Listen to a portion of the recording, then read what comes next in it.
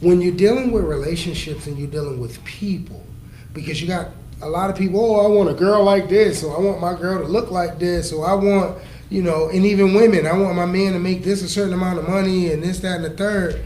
At the end of the day, you have to apply yourself in these areas to be able to build on what you're willing to attract. Mm-hmm. And if you're not in that mindset to obtain it, you won't have it.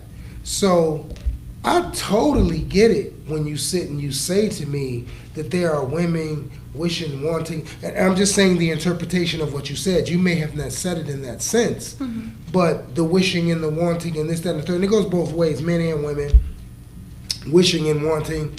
But, if you want a woman to be a certain way with you, or you want a woman to interpret who you are as a man or whatever, there's a certain level of growth you have to obtain for a woman to even recognize it. Exactly. Then you have certain women. I love that word you use.